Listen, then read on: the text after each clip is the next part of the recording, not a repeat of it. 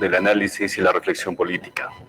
Sin embargo, un poco ya así rompiendo el hielo, queremos que usted nos diga ¿cuál fue el momento más feliz de su vida? Bueno, después de haber hecho a mi padre punto de teniente invitación, aunque mi esposa no lo cree, no lo digo públicamente.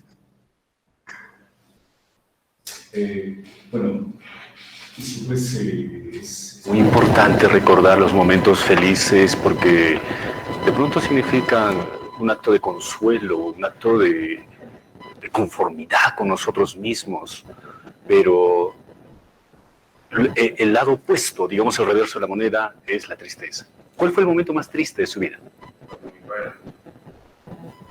Ahí me empecé a las garras, entendí la precariedad de la existencia, la densidad de las horas y el peso de las penas, con toda seguridad. Y si en algún momento alguna persona me dice que mi padre no está, pues créame que en este momento lo requiero más que a nadie, a mi padre, y se me parte la voz al hablar de él. Más no te puedo decir. Doctor, disculpe, estamos tocando, creo, vuestra sensibilidad, pero es la política. Ok, doctor. En medio de todo esto, nosotros también debemos mirar el lado humano, ¿cierto? Y el humano, muchas veces, por muy fuerte que se muestre, también tiene ese lado débil, los sentimientos. Somos humanos. Doctor, ¿qué le disgusta más? A mí lo que más me disgusta es la injusticia, la negligencia y la hipocresía.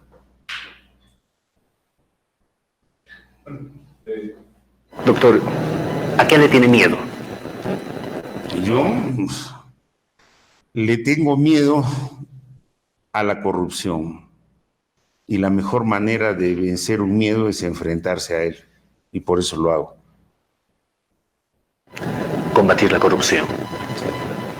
Doctor, a partir de este momento queremos escuchar nosotros ahora sus propuestas. ¿Cuáles son sus propuestas que usted va a hacer que para nosotros sea ese producto en el cual debemos confiar, debemos creer, digamos, por el filtro y por la calidad de sustento teórico, de sustento político, ¿no?, que debe encerrar? Porque hoy por hoy nosotros, a través de las redes sociales, fácilmente miramos, nos enteramos.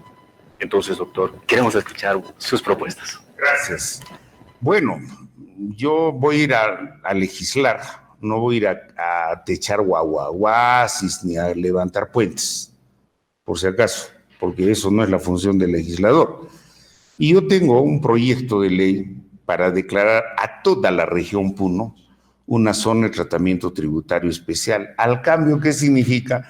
De que en Puno vamos a pagar menos impuestos, ya no va a ser el 18%, sino el 10%, con lo cual vamos a ampliar el universo contribuyente y no la presión tributaria.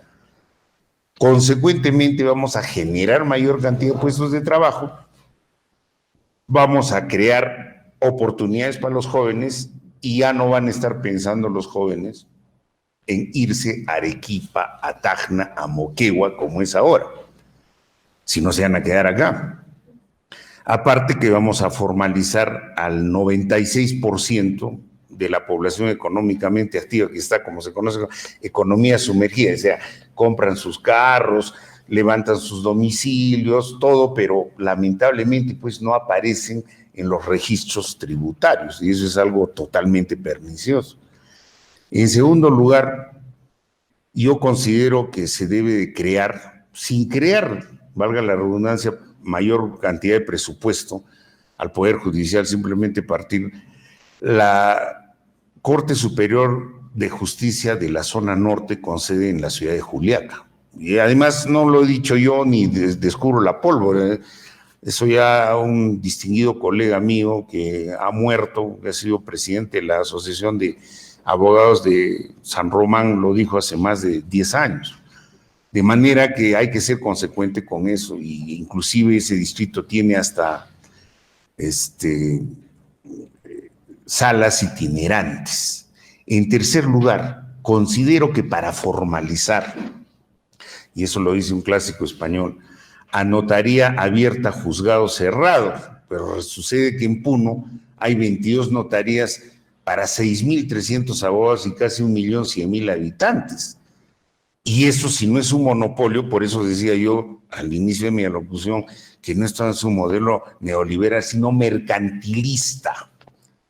Y el mercantilismo es justamente pues la toma y daca de privilegios que evita la libre competencia. Yo quisiera que me digan por qué no puede haber 3 veces más la cantidad de notarios. En Juliaca, al menos, para entrar a una notaría, la cola compite ya con la del Banco de la Nación. Luego, otra propuesta que tengo es que para formalizar la minería, que es obviamente algo que todos los días lo vemos en la Rinconada, al menos los abogados que ejercemos sabemos qué es eso, el Banco Central de Reserva podría poner allá una ventanilla para la compra de divisas, porque recuerden ustedes que es más fuerte y tiene mayor consistencia, al menos económica, comprar oro que comprar pues papeles de deuda o commodities. Entonces, creo que de ahí solucionaríamos 2 temas. Primero, adquirir el oro para evitar que salga a otros lugares, y en segundo lugar, evitaríamos la corruptela, porque el trabajador minero, el payaquero, el informal, el ilegal, en vías de formalización, el semiformal, como toda esa tracala de tramitología mercantilista creado el Estado, es exaccionado por la policía cuando baja con sus 4 o 5 gramitos de oro. Yo no sé por qué eso no se podría hacer. Además, tampoco lo he dicho yo. Inclusive ya Pedro Pablo Kuczynski, como economista y como gerente general del Banco Central de Reserva, lo dijo alguna vez, ¿no? Y lo más importante para todos los jóvenes, yo estoy planteando la extensión de la ley 29862, que evitaría la liquidación de la Universidad Andina. Eso es lo que yo planteo para evitar que 30,000 estudiantes queden sin esa oferta educativa. Y hay que separar lo que es la gestión académica, la gestión corporativa, que ahora además los responsables están ya sufriendo el peso de la ley, pero los estudiantes que han confiado en eso están al aire. Entonces yo sí tengo esa solución. Es más, yo tuve ya un acercamiento con la Federación de Estudiantes del Perú, que aparte de esto también me han dado otra alternativa, que al amparo de esta norma podríamos separar, para que no se nos cuele por ahí Telesur ni otras universidades de cartón, de que podríamos utilizar esta norma, pero de aplicación solo y únicamente para lo que se conoce las universidades que tengan una organización asociativa, no empresarial. Como te puedes dar cuenta, yo conozco, sé a lo que voy a ir, y no voy a ir a adivinar ni a estar techando guaguaguas, que esa no es mi función. Y de fiscalización, ni qué decir, ¿eh? En fiscalización yo sí he sido muy claro y tajante. Para mí no debe haber prescripción en ningún caso, porque me he dicho solamente ahora la prescripción es para delitos graves contra el Estado. Todos los delitos son graves para el Estado. Y nosotros de perronavidas estamos pasando para otro lado, pues. Entonces eso hay que cambiarlo.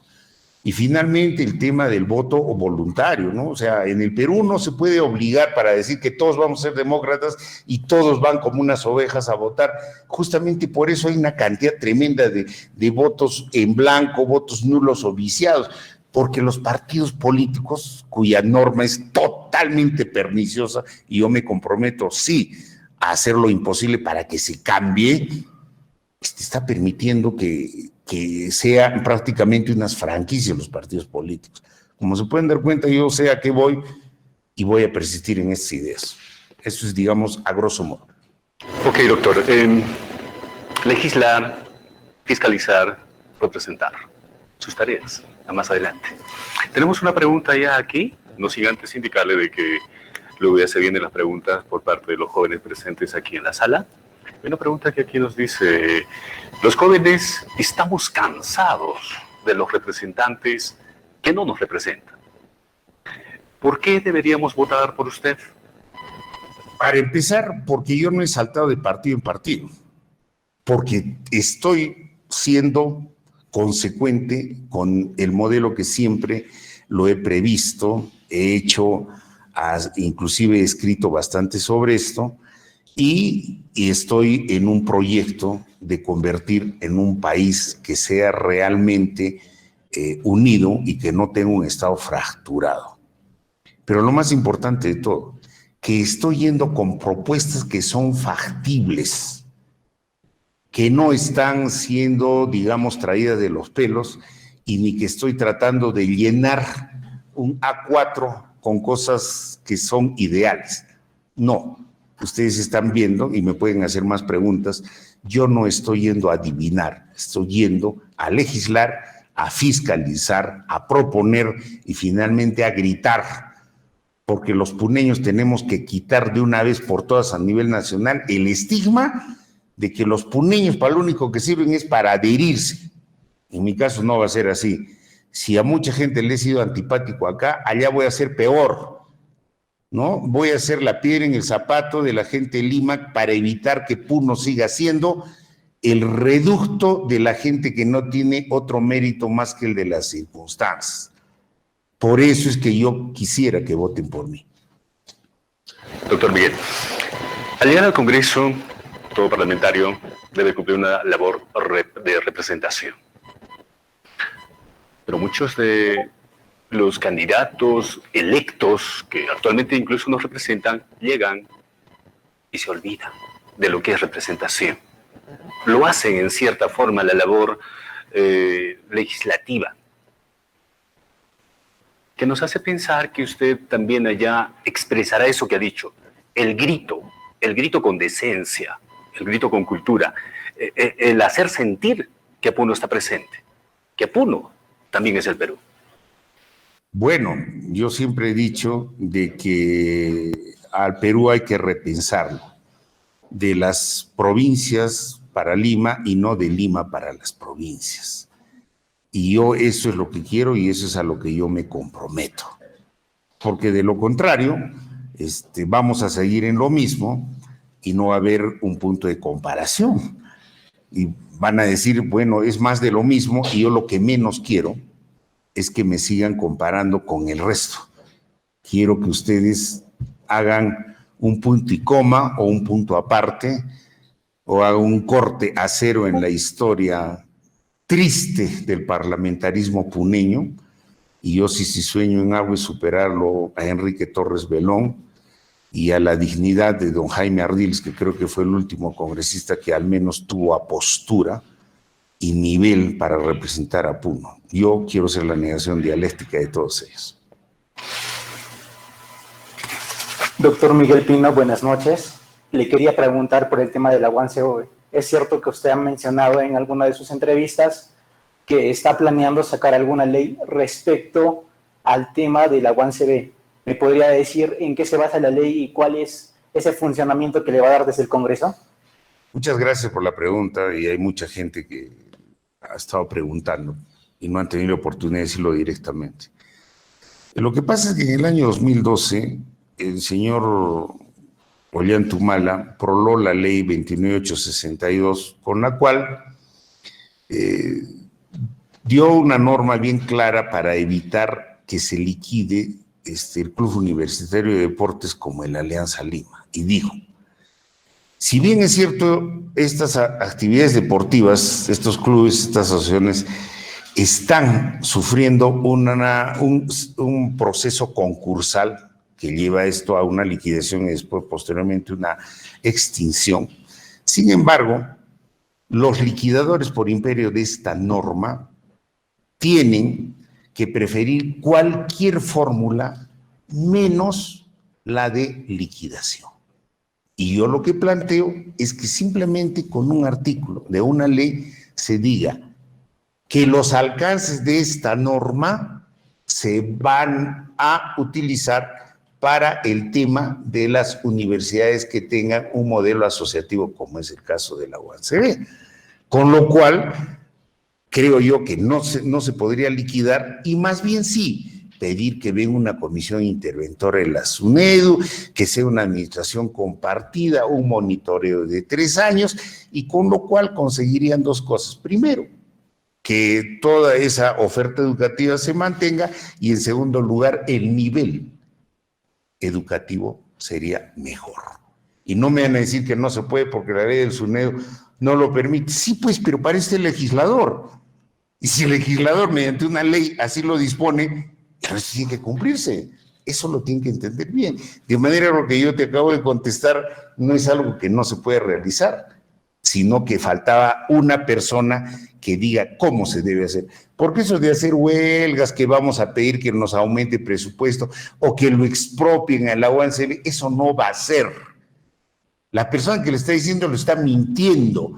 Ustedes saben cuántos proyectos de expropiación hay en el camino, hasta los terrenos adyacentes al aeropuerto Jorge Chávez en Lima. Entonces, hay gente pues que como no domina temas de derecho público y presupuestario, se meten a adivinar, pues. Ahí tiene mi respuesta.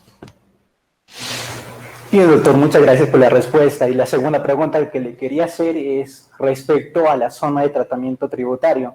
Es cierto que muchos de los jóvenes en la ciudad de Puno tal vez no conocemos mucho del tema y tal vez pensamos de que los intereses con el tema de del comercio, el tema de las aduanas, el interés va a ser muy alto. ¿Y podría explicarnos más de lo que o en qué consiste esta propuesta? Bueno, mira, el tema de los intereses son totalmente distintos. Lo que sí son aranceles, ¿no?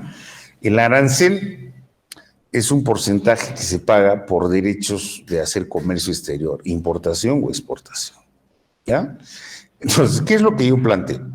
Que si es que a Puno se le declara una zona de tratamiento tributario especial, ocurriría que en lugar de tener una presión tributaria del 18%, tendríamos solamente el 10%, con lo cual, en una relación costo-beneficio, a cualquier comerciante que actualmente es informal y que no tributa justamente porque no es nada competitivo por el sobrecosto tributario, le va a convenir más bien estar en la formalidad.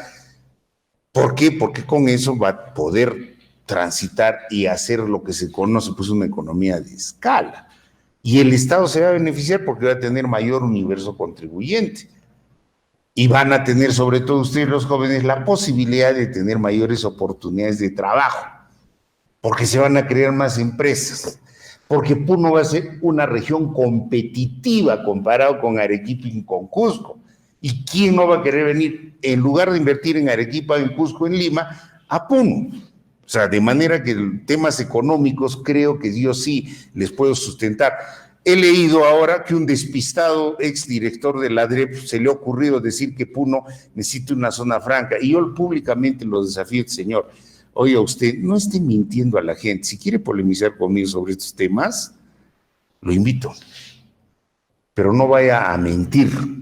Lo que yo hablo son porque conozco y porque he estudiado. Y tal como decía Mao, quien no ha estudiado no tiene derecho a hablar. Gracias. Buenas noches, doctor Miguel. Ante todo, felicitarlo por tan grande ponencia. Mi pregunta es la siguiente. Una de las grandes necesidades que pienso yo tiene nuestra región con respecto a la juventud es que la capacidad de nuestras universidades es desproporcional a la población estudiantil que tenemos, teniendo como resultado que muchos estudiantes que postulan y postulan, quizá por la falta de economía o quizá porque ven otras opciones, dejan de tener a la universidad como una opción. Se ha creado incluso la propuesta de crear algunas sedes descentralizadas en provincias que, como sabemos, la mayor población estudiantil de las universidades viene de provincia.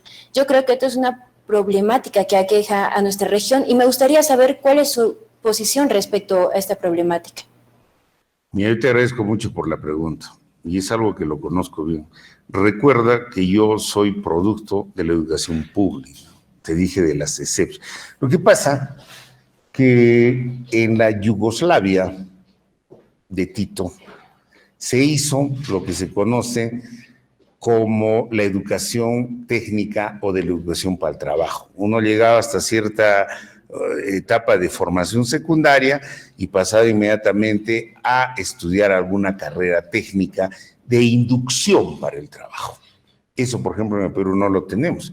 Y muchos jóvenes, todos los que me están estudiando, consideran que el tránsito de su vida es primaria, secundaria, universidad, su maestría y su doctorado. ¿Y cuándo se van a poder trabajar? Y lo más gracioso, hay algunas carreras, como en el caso de turismo, que salen hasta doctores en turismo, pero no conocen ni siquiera lo que es hacer un servicio de guiado a los seguros. Entonces, el joven no tiene posibilidades. Y yo me he encontrado otro despistado candidato, que toda su vida ha sido empleado público, que saben lo que quiere, sacar una ley para que los jóvenes, por ley, apenas tengan su título, entren a trabajar al Estado remunerado o al sector privado. Y la pregunta es, ¿ustedes creen de que eso va a servir para que consigan más trabajo, que sean más explotados? Lo que hay que darle al joven no es medrugos ni limosnas, hay que enseñarle que los planteamientos que tiene, las ideas que tiene, la perspectiva de negocios puede ser positiva. Y no es para crear un banco de la juventud, como otra despistada candidata lo dijo, sino para crear, ¿qué cosa? Fuentes, líneas de crédito para que esos proyectos sí pudieran llevarse adelante. Oigan, ustedes que saben más que yo, ¿quién es Bill Gates? O sea, Bill Gates creó Microsoft en un garaje y el señor no tenía garantías inmobiliarias, le prestaron sobre su proyecto. Eso es lo que yo planteo para ustedes. Y otra cosa, jóvenes, no crean ustedes que estando en la universidad, consiguiendo un título, eso es garantía que van a tener trabajo, ¿eh? Lo que se quiere es más bien desburocratizar. Lo que sí pretende Hernando de Soto es destrabar las más de 3 veces más el importe del presupuesto nacional que tenemos frenado, en minería que tenemos frenado, en propiedades que tenemos frenado, hasta en los triciclos. Por eso les digo, este es un modelo mercantilista, no liberal. Y en el mercantilismo, la empresa es pues un privilegio. Eso es lo que hay que combatir. Y justamente por eso, porque de lo contrario la juventud va a crear un inmovilismo y no existe en el mundo país que haya logrado desarrollarse si no es con la juventud. Porque la juventud tiene pues el disco duro en blanco y nosotros más bien tenemos lleno de virus, hasta de corrupción, que es el virus que en algo al menos los peruanos nos hemos distinguido, pues somos uno de los países más corruptos de América. Al menos a los peruanos no nos ganan. Doctor, retornamos un poco para ya entrar a la segunda parte, ¿no? Sin embargo, es capital recuperar una idea suya. Hizo mención de Bill Gates, de la Microsoft. En contextos reales de la universidad, en una sociedad consumista, sí, pues, se generan profesionales, pero no se les enseña a generar puestos de trabajo. Y Silicon Valley justamente es eso. Es la oportunidad que los jóvenes han encontrado para poder hacer a través de la informática una oportunidad laboral.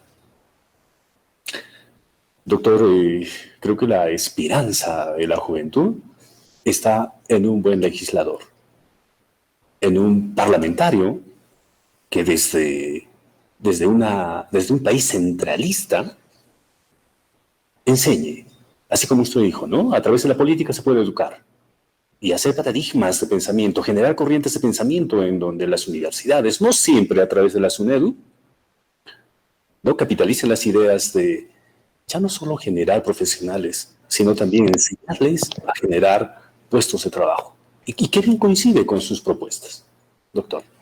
Bien, tú has hablado de Silicon Valley.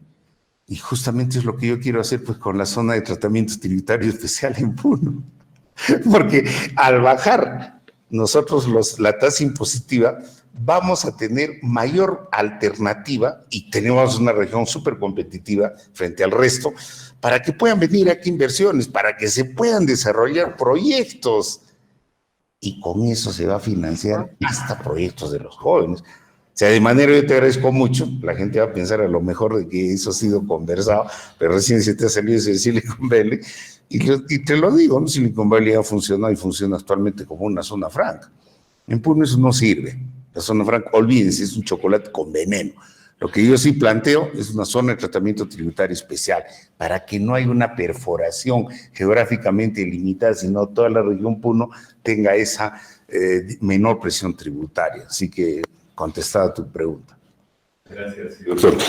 Pasamos a continuación al siguiente episodio en donde voy a lecturar las preguntas que están llegando aquí a los mensajes de llamada, son de los jóvenes. Y Cristian Iván Pérez Mendizábal pregunta lo siguiente. Doctor Pino, muy buenas noches. Usted forma parte de la fórmula congresal del candidato Hernando de Soto. Sin embargo, muy poco se sabe de su plan de gobierno.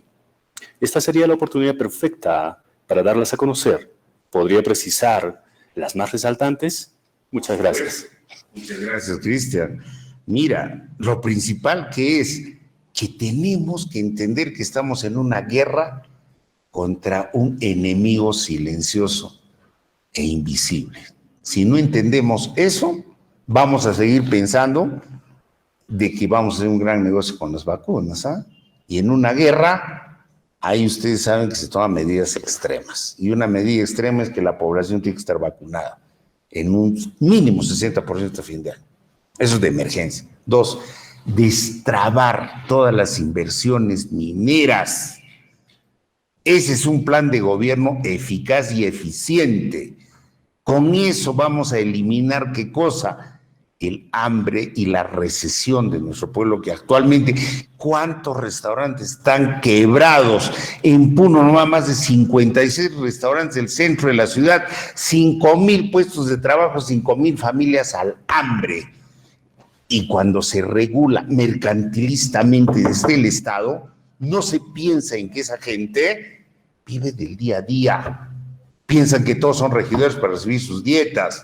Eso hay que romper, hay que desregular. Eso es lo que está planteando Hernando de Soto. Y lo más importante de todo es reunificar al país. Si bien es cierto que en el Perú coexisten muchos perúes, pero lo peor es que nos hemos enterado de que los peruanos son enemigos de los peruanos. Y que tenemos como credo de qué se trata para oponerme. Nunca podemos pensar positivamente, siempre negativamente. Y jugar más bien a que como yo no estoy en el gobierno te voy a mover el piso. Y eso no está bien. Tenemos que reunificar el país. Solamente con esto, que son las líneas, digamos, matrices y motrices, el resto va a ir articulándose. Y lo más importante de todo, tienen que entender los gobiernos regionales y locales, y en esto yo voy a hacer un proyecto de ley, que no pueden ser ellos las quintas columnas pues, de cualquier gobierno. Porque ¿qué ha pasado? Acá en el Perú se han erigido como fueran caciques los gobernadores regionales. Estamos hablando de un modelo de inversiones y los caciques de los gobernadores regionales dicen, no, en esta región no queremos nada de capitalismo. Inclusive quieren hacer tratos con la China socialista, que de socialista no tiene nada más que el colorcito rojo. Hemos llegado al colmo de desconocer el artículo 43 de la Constitución, donde dice el Perú es una república unitaria, democrática y social. Su gobierno es unitario, representativo y descentralizado. Y lo hemos convertido y confundido lo que es descentralización con autarquía, pues. Esas cosas, por ejemplo, nos están haciendo daño, nos están desmembrando como país. Así que te explicaba en breves palabras todo ese plan de gobierno que lo tiene Hernando de Soto. Sí, pues la prensa seria capitalina ha dicho que Hernando de Soto significa para el Perú un candidato de lujo. un candidato que está postulando a un Nobel, un candidato que, en pocas palabras, no sabe expresar su propuesta o no hace que se noten sus propuestas de una forma clara. ¿Cuál es lo claro que debe dar a conocer Hernando de Soto, doctor? Bueno, yo creo que se ha dado a conocer en estos días, ¿no? Ahora que él se haya guardado, como él mismo lo ha reconocido, me he cerrado a cal y canto como 15 días para afinar este plan de gobierno y ya lo está soltando cada vez que él sale a la prensa, inclusive habla y hay temas candentes, ¿ah? Como el caso de los venezolanos, que ha sido el primero en decir, señores, los señores venezolanos se pueden ir a su país. Acá tenemos suficientes problemas peruanos y si quieren venir al Perú será pues para trabajar por él y no para robarle, ¿no? Hemos tenido extranjeros desde San Martín y yo tengo a una que es de Austria en mi casa, pero que ha venido a trabajar por su país y por Puno, no como las esposas de cierto gran candidato que tiene una cabeza grande que no viene a Puno porque hay mucho cholo, pues. En cambio, nosotros sí, acá. ¿Qué les parece? Es la gran diferencia. Doctor, nos siguen llegando más preguntas a través de los mensajes. Livia Adamari Arimilca Canaza está preguntando. Doctor Pino, buenas noches. Un problema que se viene presentando con frecuencia dentro de la juventud son los embarazos a temprana edad en los jóvenes universitarios. Y debido a esto dejan sus estudios. Quisiera saber su opinión con respecto a eso. Gracias. Muchas gracias. Mira, jóvenes, ustedes están en una edad, de acuerdo a lo que revelan los estudios, entre los 15 y 29 años, pues son jóvenes. Yo entiendo que les hierven las hormonas. Yo también he sido joven, aunque no me crean. Se los digo acá porque es un foro de jóvenes, ¿no? Estamos tratando de hablar en un lenguaje, digamos, mucho más campechano, sin tantos formulismos. Pero tienen que tener responsabilidad, jóvenes. Tienen que tener responsabilidad, porque el joven tiene que prepararse para grandes retos. Y uno de los retos debe ser él mismo su formación, dedicarse a su formación. Nadie está en contra de que el joven tenga su libertad y haga uso y disfrute de su libertad sexual. Pero el resultado de eso no le pueden endilgar a la familia y a la sociedad. Se los digo directamente. Aunque probablemente muchos de mis asesores digan, no has debido decir eso porque vas a perder los votos de la juventud. Oiga, yo sí les tengo que decir a ustedes, tienen que ser responsables, jóvenes. Porque si ustedes no son responsables con su cuerpo, ¿cómo luego van a tener responsabilidades en la sociedad? Entonces, eso, por favor, tenemos que entenderlo. En mis tiempos era algo sumamente pecaminoso hablar de un método anticonceptivo o de un preservativo. ¡Ay! Inmediatamente se desvivían, se tiraban debajo de la mesa. Uf. Ahora creo yo que es ya un artículo de primera necesidad. Y eso hay que hablarlo así con los jóvenes. Porque tienen que pensar de que si ustedes están todavía en formación, no pueden luego tener a otro ser en formación. Y para que la hijita termine, la mamita tiene que cuidar a todos. Eso definitivamente no. Yo les pido a ustedes, jóvenes, responsabilidad. Ahora, si bien, si es cierto que pues lamentablemente fallaron cualquier método, hay que ayudarlos. Pero también tienen que demostrar de que hay responsabilidad en el estudio.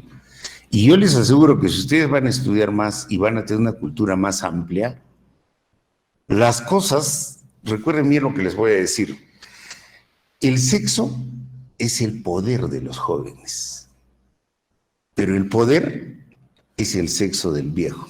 ¿Qué les parece? ¿Algo más?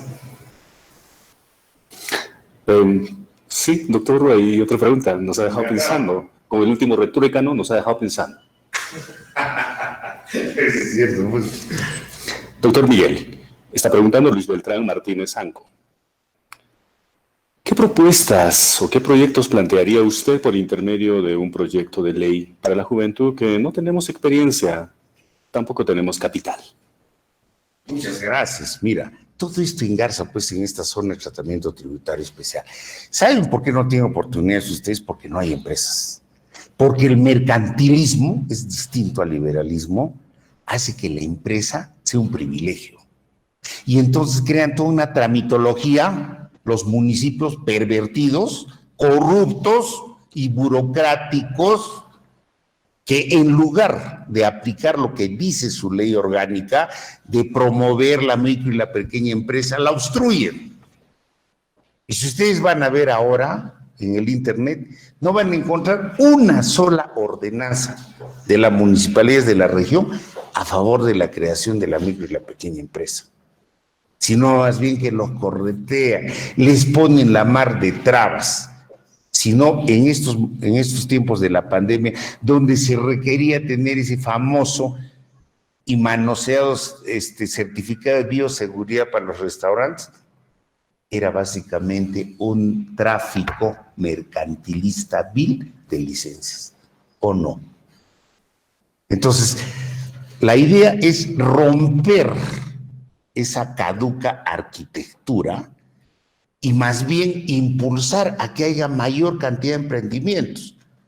En Estados Unidos, los jóvenes normalmente se van ellos a trabajar en McDonald's, en Dunkin' Donuts, en Pizza Hut, y ellos mismos trabajando comienzan a ganar experiencia y se les desarrolla, porque con el trabajo se les desarrolla la innovación.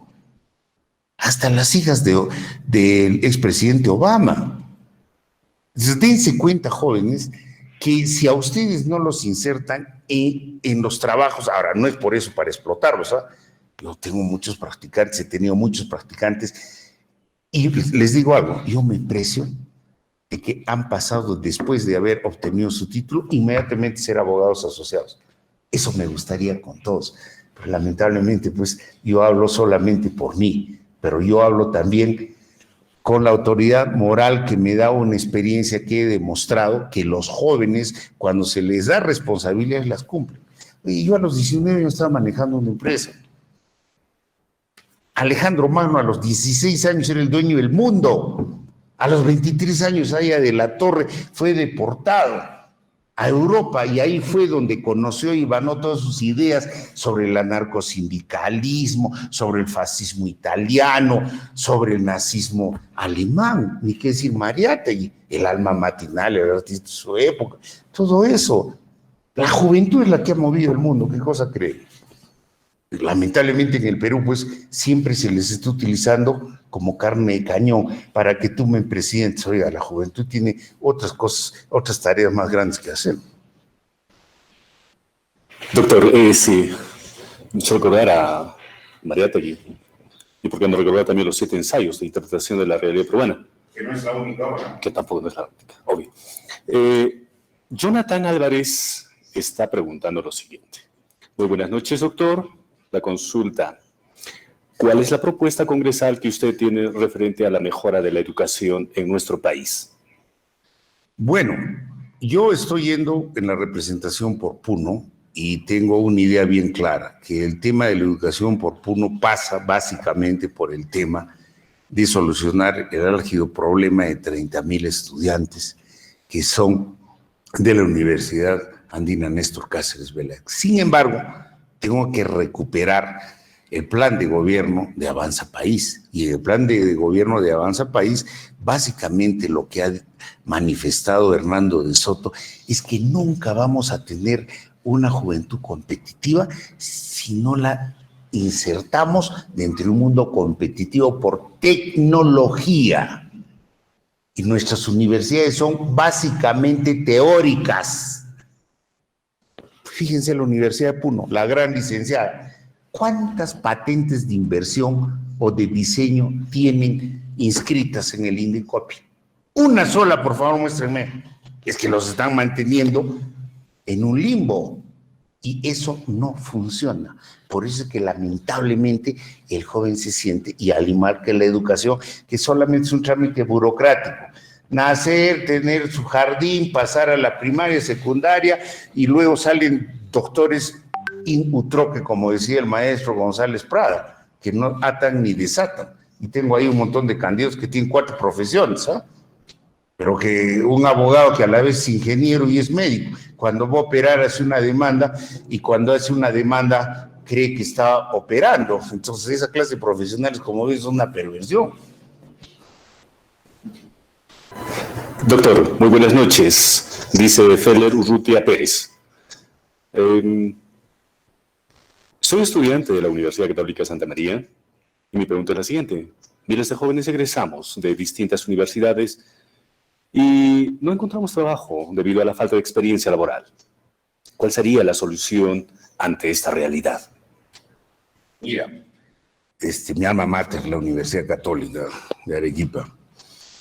Mira, el problema que tenemos en el Perú es que la empresa privada no se siente motivada ni con incentivos para insertar a jóvenes, ¿ya? Y nos mete los burócratas del Ministerio de Trabajo cada sobrecosto que en lugar de ser un atractivo para tener a jóvenes, no para explotarlos, sino para que ellos comiencen a ganar experiencia. Entonces, ¿qué es lo que pasa? Que las empresas prefieren mantenerlos al margen porque dicen, después voy a tener que pagar su seguro, después le voy a tener que pagar sueldo mínimo, no me va a desarrollar, no me va a servir. Oiga, tenemos que cambiar ese chip. Por eso yo ataco tanto a este modelo mercantilista que no es liberal. Evita justamente la movilidad social. Porque cuando al joven, antes de terminar su educación universitaria, ya lo insertan a la economía, da muy buenos resultados. Al menos yo, en el estudio jurídico que presido, lo he demostrado. Ninguno de los jóvenes profesionales que han ingresado conmigo a practicar en 4º año de Derecho, ninguno de ellos ha salido luego al aire, sino inmediatamente han sido ya, se graduaban el día viernes y el día lunes ya estaban con su oficina. ¿Por qué? Porque había incentivos, porque había sinergia. Yo quisiera saber cuántas empresas sienten lo mismo, pero se sienten atosigadas por un Estado mercantilista, por una burocracia enferma del Ministerio de Trabajo. Eso es lo peor para un joven. En lugar de favorecer a su protección, más bien no le dan ni siquiera la posibilidad de ser explotados, ¿no? Doctor, nos deja sin duda con su capacidad política, nos deja sin duda con su experiencia y el bagaje cultural. Usted se autodenomina un contestatario. Entre Pepe Mujica y Evo Morales. Bueno, Pepe Mujica y Evo Morales, yo me quedo con Hernando de Soto.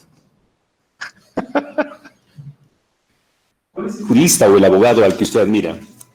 Depende. Como abogado penalista, en su dogmática, definitivamente a Jiménez de Azú, un brillante español. No tanto a Zaffaroni, porque bueno, es una de las modas, pero penal también después de Jiménez de Azú a Gunter Jacobs, ¿no? En el Perú, definitivamente por su verbo incendiario, una oratoria castellariana, a Javier Vallerriestra, ¿no? Sobre todo sobre su cultura ecuménica, ¿no? Definitivamente. Sí, definitivamente son el doctor Javier Vallerriestra, sí, a ver si lo admiro bastante. Doctor, Stephanie Quispe está preguntando lo siguiente. Doctor, buenas noches. ¿Usted cree que es importante la participación de los jóvenes en las políticas públicas y cómo puede apoyar la iniciativa de emprendimiento, innovación y creatividad de la juventud? Fíjense, yo estoy tentado, y alguna vez lo conversé con una persona que respeto bastante y que ha trabajado conmigo muchos años en el estudio, ha sido jefe de operaciones, de crear una especie de un premio al mejor estudiante de Derecho y así hacer una sinergia con los de ingeniería, con los de mecatrónica, con los de economía, porque es una forma de incentivar la competitividad. y que ese premio sea descontado de los impuestos. A mí me parece que sería lo más eficiente y en una relación costo-beneficio todos saldrían beneficios. El Estado, ni qué decir, porque tendría mayor capacidad de emprendimientos que van a insertarse en la economía. El joven, que se va a sentir más bien reconocido, es innovación, y la empresa, que definitivamente va a tener allí probablemente ya a una persona que lo va a potenciar. Esto, por ejemplo, tendríamos que articularlo mediante una ley que promueva incentivos más bien para esta clase de inserciones económicas. Hasta la fecha no conozco ninguno. Doctor Cristian está preguntando. La corrupción es un problema endémico en el Perú. Lo hemos continuado comprobando desde la última vergüenza mundial del vacuna Gates.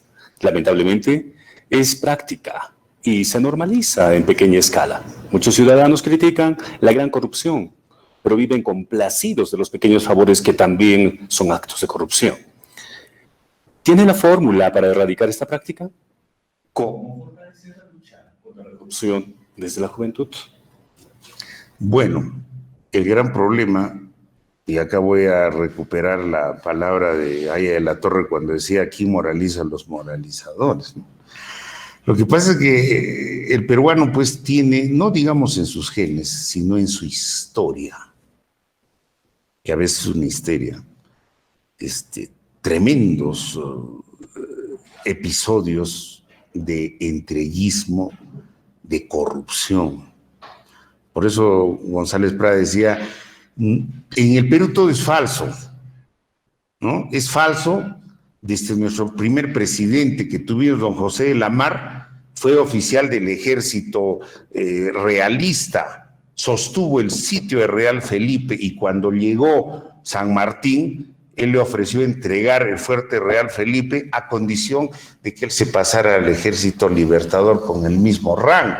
Y el señor nació en Cuenca, en Ecuador, o sea, no fue ni siquiera peruano.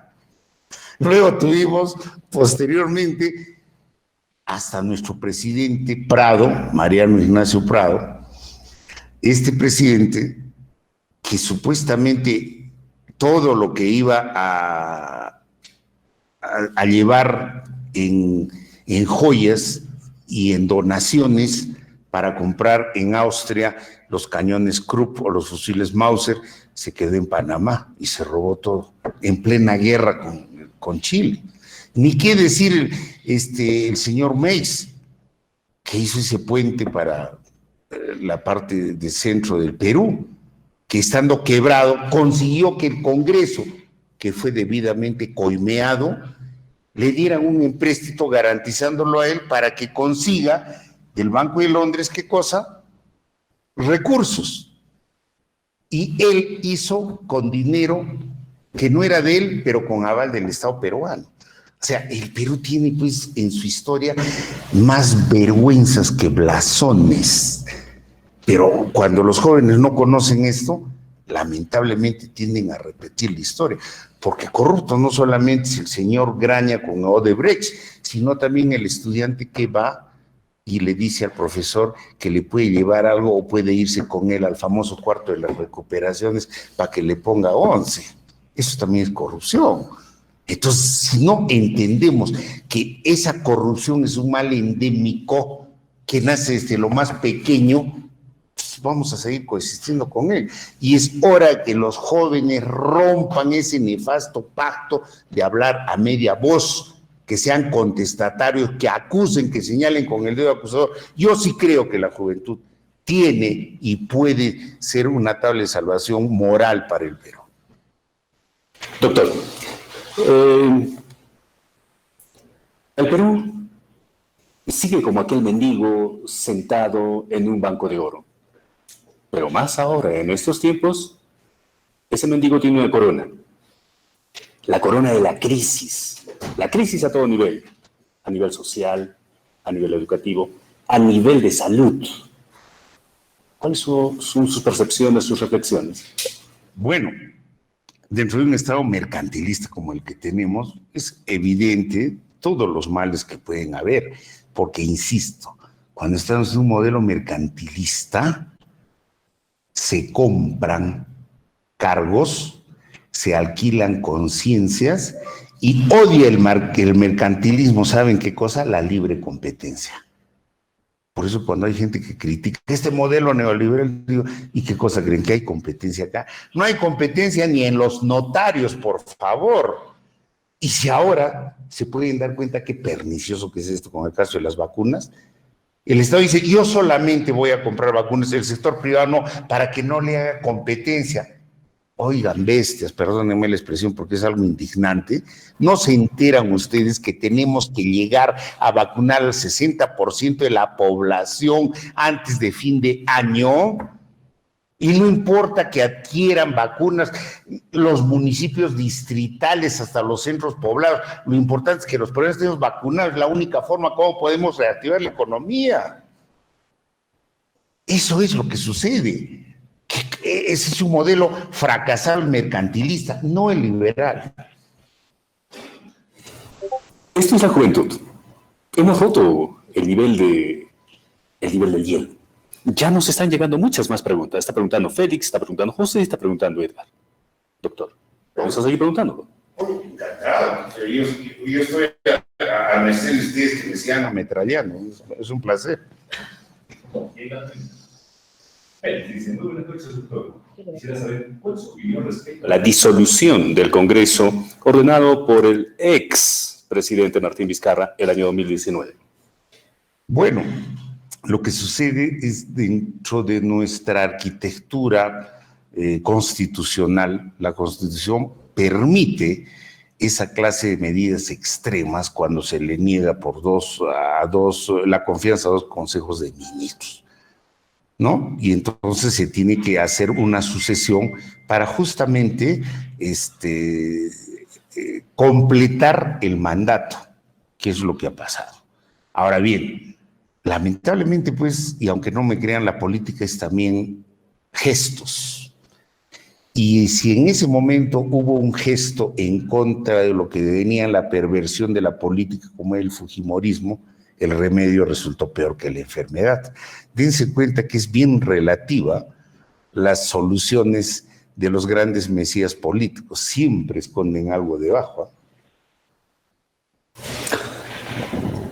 El Perú, un país que nos duele. Ahora vamos a hablar de los flagelos. José Jesús Vilca Tito está preguntando, doctor, muy buenas noches, me gustaría preguntar, por la grave situación que atraviesa el Perú, la delincuencia que no nos deja en paz día a día. Me gustaría saber qué propuesta usted da para frenar este flagelo. Oye, ¿cómo se llama ese joven que te ha hecho la pregunta? José Jesús Vilca Tito. José Jesús, muchísimas gracias por tu pregunta. Voy a tener que desarrollar esto.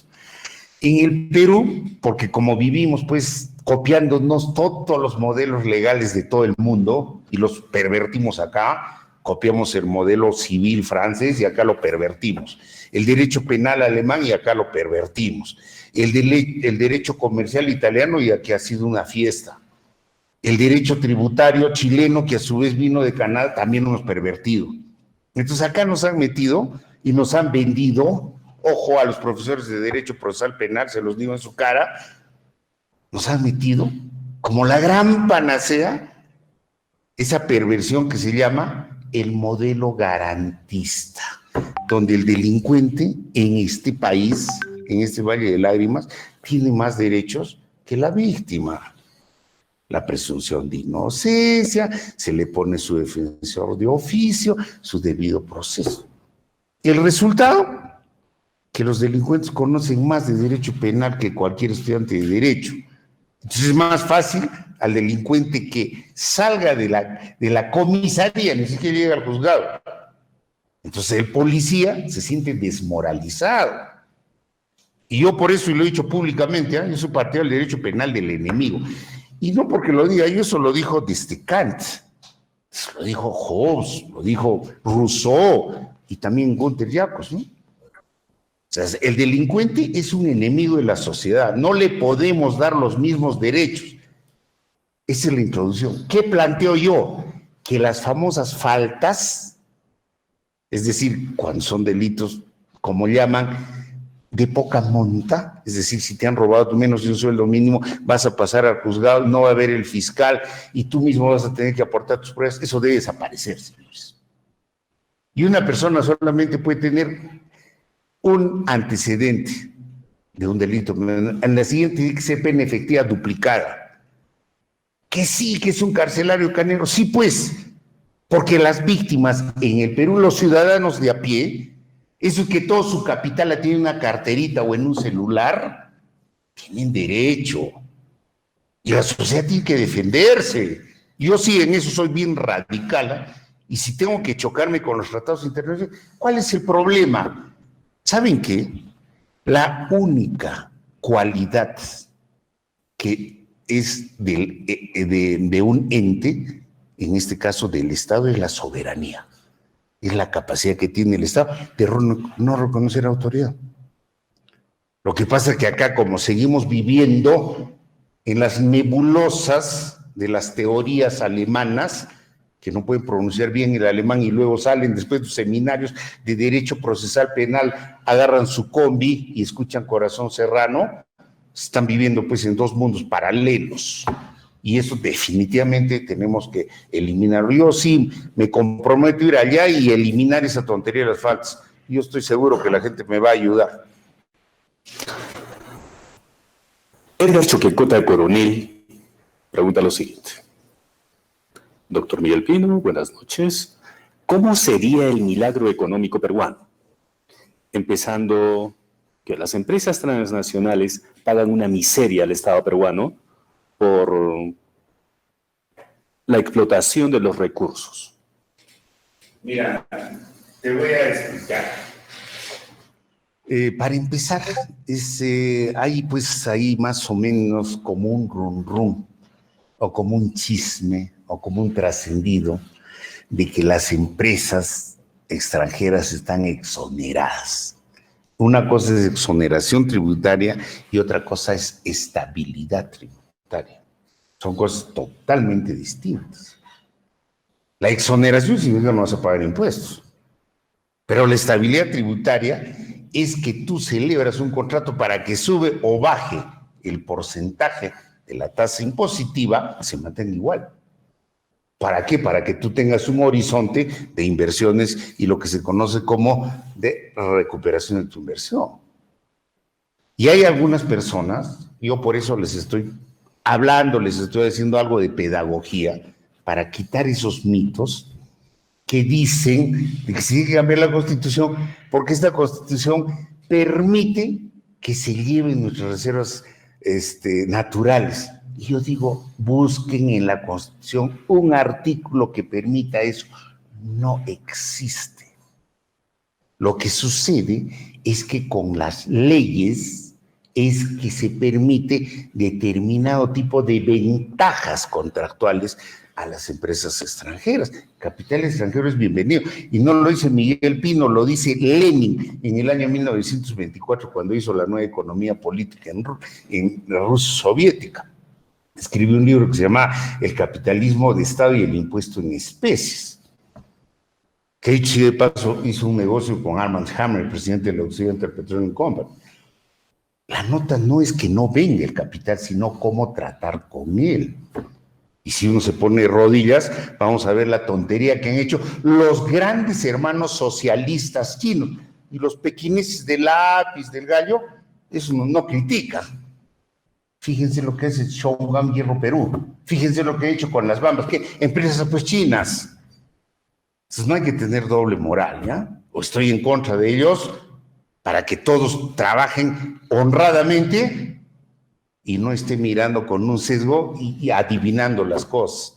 Así que lo que hay que hacer ahora es establecer en fórmulas contractuales definidas, sin esa perversión que se llama las famosas adendas. Eso es lo que anda permitiendo todo tipo de contrato. Y yo sí que conozco, creo, esto en derecho económico. Yo sí sería el primer legislador y fiscalizador en oponerse a que haya cualquier subterfugio con eso de las adendas. ¿Por qué? Porque yo te digo, como el caso de las Bambas, me comprometo a hacer un ferrocarril de 42 kilómetros, ¿para qué? para evitar ese impacto ambiental que existe con toda la parte de las Bambas. Pero como luego la X Estrata lo vende a una empresa china, los chinos dicen, mejor lo coimeamos a los podridos funcionarios del Ministerio de Transportes para que declaren como vía nacional un camino de trocha. Y entonces ahí han comenzado a meter como 300 camiones. ¿Cómo no van a saltar los señores de las Bambas? ¿Y qué hizo el podrido gobierno de Kuczynski y de su cómplice Vizcarra? Nada, nos vamos a arbitraje. Esa clase de cosas, pues, enervan, sobre todo a la gente que conoce, ¿no? Nuestros congresistas probablemente de todo lo que estamos hablando ahorita no entenderán nada, o a lo mejor están con un ataque, ¿eh? Pero a mí no sé si te lo contesto. Ok. Doctor, ¿cuál debe ser el rol que debe jugar el Congreso, sabiendo que en estos momentos tenemos, por así decirlo, un déficit neurológico entre quienes integran la legislación parlamentaria peruana actual? Y este déficit es muy profundo, muy hondo. Sabiendo que la política también en estos momentos refleja un divorcio entre lo que es política y lo que es la inteligencia. Entonces, ¿qué debemos esperar en un Congreso a partir del 11 de abril de 2021? Entendiendo que nosotros los electores, jóvenes electores, estamos cada vez más frustrados, sabiendo que el mejor candidato es a un NN y que el 20% es la mayor probabilidad de éxito entre los candidatos a presidencia. ¿Qué esperar, doctor, entonces, del futuro Congreso a partir del 2021? Bueno, mira, lamento decirte esto, pero es cierto. Yo no tengo muchas esperanzas en la conformación del nuevo Congreso, ¿no?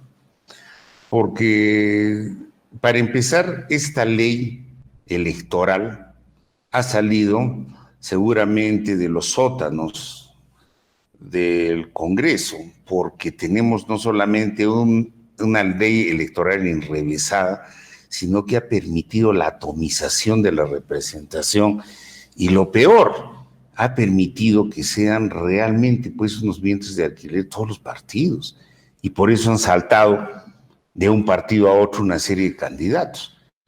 ¿Qué les queda a ustedes, a los jóvenes? Porque ustedes son el 25% de la población electoral. Cuestionen, obliguen a debatir, a exponer ideas, y así como a mí, lo viviseccionen. Porque de lo contrario, si acá ante ustedes no pueden hablar, ¿cómo creen ustedes que van a responder a nivel nacional? Tienen que ser así ustedes, los jóvenes, cuestionadores. De lo contrario, yo tuve una tesis que lamentablemente cada vez la veo. En la política, en Puno, siempre se puede estar peor. Ojalá que me equivoque. Doctor, ya para terminar, hay una pregunta cuestionadora. Una pregunta de Yasmani Chacón Llanos. Dice, señor candidato, usted que quiere ser congresista, dígame, ¿en qué consiste la mutación constitucional y si está o no en la construcción? Debe ser constitución, creo. Voy a volver a repetir la pregunta de Yasmani Chacón Llanos. Señor candidato, usted que quiere ser congresista, dígame, ¿en qué consiste la mutación constitucional y si está o no en la construcción? Bueno, ¿qué cosa es una mutación? Pues es un cambio, ¿no? Es un cambio en perversión, no en mejor, sino en peor. Ahora bien, no existe en el mundo una constitución modelo. Eso quiero que sepas. Entonces, las constituciones se establecen o se cambian, y en algunos mutan, de acuerdo al momento constitucional de cada pueblo.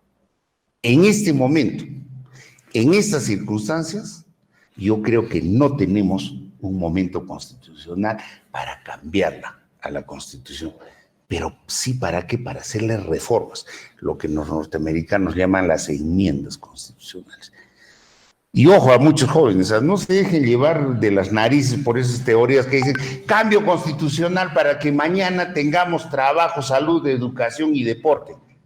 Ya, un cambio constitucional. Y sobre todo el señor Johnny Lescano, y lo digo con nombre y apellidos, dice de que quiere cambiar la Constitución, pero no quiere cambiar el modelo económico. Si no, vamos a seguir una democracia, una economía social de mercado, o sea, lo que yo defiendo. Entonces, ¿para qué lo vas a cambiar? ¿Vas a eliminar qué cosa? La autonomía y la capacidad de hacer una justicia comunitaria de las rondas campesinas. Mis amigos de Pacaje no creo que le acepten muchas bromas pesadas, ¿no? ¿Qué cosa? ¿Vamos a eliminar la propiedad privada? ¿Por eso quieren hacer un cambio constitucional? Además, ¿en cuánto tiempo habría la mutación constitucional? Tendrías que llamar a una asamblea constituyente, este año no, sino en el 2022, para que luego sean elegidos, y no necesariamente van a ser elegidos los que ahora están cacareando el cambio. A lo mejor no, a lo mejor van a ser elegidos la gente que esté en contra. ¿Y qué van a hacer? O sea, esas cositas, pues uno las tiene que enseñar para que la gente tenga un conocimiento cierto. Y después esa Constitución, si es aprobada en el 2023, va a entrar en función, va a entrar en vigencia para el 2024. Se van a desarrollar leyes constitucionales. Entonces, esa clase de cosas, por ejemplo, hay que decirlas y no confundan la Constitución con las leyes, porque normalmente uno dice, la Constitución dice que la propiedad privada es inviolable, sin embargo, su ejercicio debe ser de acuerdo al interés común. Y entonces se nos abre un abanico de posibilidades. O la ley es la que la regula. Y entonces en el Código Civil existe una serie de disposiciones. Y el INDECOPI además. Y entonces, y el Tribunal Constitucional para interpretar qué es lo que dijo la Constitución. Como pueden darse cuenta, no hay que dejarse embaucar con esas cosas, ¿no? Muchas gracias. Doctor, a usted también por las respuestas. Siguen llegando preguntas. Caterín Quispe dice, doctor, buenas noches. Quisiera saber cuál sería el proyecto para la explotación de yacimientos de litio en Puno, que se encuentra en los distritos de Corani y Macusani. Pues muchísimas gracias. Yo creo que me has leído el pensamiento. Esta mañana justamente estuve hablando con un puneño distinguido y quiero que lo sepan. Una persona que tiene amigos por razón de su profesión en más de 30 países, que ha sido presidente de la Convención Minera que se lleva en Arequipa, en vez de llevarse en Puno, pero como acá odiamos a la empresa privada, nunca vamos a tener la Convención Minera. Y ese señor se llama Rómulo Mucho Mamani, y es juleño, para que vean, para que no se dejen pisar diciendo, ay, son los gringuitos limeños, no. Y esta persona es una autoridad en temas de litio. ¿Qué ha sucedido? Él me ha contado. Fueron los canadienses a explorar yacimientos de uranio y ganaron todas las cuadrículas, toda la concesión. Y cuando estuvieron haciendo labores de exploración, porque es exploración, prospección y explotación, son niveles para llegar a la explotación de los minerales, vino el tema de Japón, donde creo su planta atómica explotó, y entonces el uranio se fue, el precio del uranio se fue al cuerno. Y en esas labores de exploración encontraron el litio.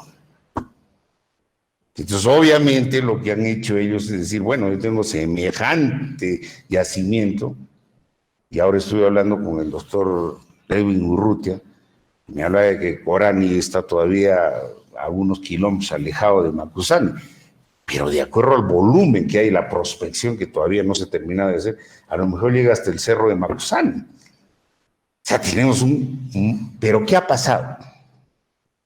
Por ejemplo, allí viene el tema de la contratación. Yo te he dado a ti para que explotes el uranio, pero tú has encontrado litio. ¿Qué hacemos? Eso se llama negociación. Los mexicanos, con AMLO, lo que han hecho es decir, señor, yo te expropio, te voy a pagar tu indemnización, pero te vas. La pregunta es, ¿eso lo vamos a poder hacer nosotros? Nos van a afectar unas reservas internacionales. Y yo creo que ahí más bien sí tenemos que sentarnos a hablar. Y además esa es la fórmula que hizo Evo Morales, ¿ah? para que vean que yo no soy un sectario. Y cuando veo que algún presidente ha procedido muy bien, pese a que me separan océanos de diferencia ideológica, bienvenido. Yo creo que ese tema va a ser muy importante y esa es una tarea de ustedes, los jóvenes, y sobre todo de los que pretendemos ser legisladores, para que no volvamos a recaer en la misma letanía de los congresistas puneños, que como no conocen el tema, lo que hacen es decir, vamos a darle facultades delegadas al Poder Ejecutivo, y el Poder Ejecutivo baila un guay encima de nosotros y nos entrega cualquier cochinada. Y como acá tenemos ignorantes, entonces no saben de qué se trata, y después dicen, cambie la Constitución porque la Constitución es la que permite eso. No, es la ley. Y para eso justamente se requieren personas preparadas, pues. Gracias por la pregunta. Doctor, agradecer a usted por todas las respuestas. No queremos concluir, no sin antes agradecer por su amplísima explicación a todas nuestras preguntas. Tampoco queremos agotar las oportunidades de este tipo de eventos. Sin embargo, estamos llegando ya a la conclusión del evento y le rogaría yo que, por favor, emitiese su mensaje final, el llamado al voto, y también alguna recomendación final a nosotros los jóvenes. Adelante, doctor Pino. Gracias. Dicen, juventud, divino tesoro, te vas para no volver. A veces quiero llorar y no lloro, y a veces lloro sin querer. No tengan miedo en su juventud, jóvenes. Tengan miedo de no asumir responsabilidades. Yo creo que es el único temor que debe tener un joven. Y si yo estoy en el Congreso, seré el primero en impulsar que sean jóvenes los que estén a mi lado. Y lo he demostrado a lo largo de toda mi vida profesional. Así que muchas gracias por haberme escuchado. Mi nombre es Miguel Pino. Voy con el tren de Avanza País para que avance el país. Espero servirlos. Y si no, me seguirán viendo acá en mi oficina de la calle Arequipa, en Puno, donde estaré gustoso de hablar con ustedes de una serie de temas. Muchas gracias por su audiencia. Muchísimas gracias a todos. Muy buenas noches.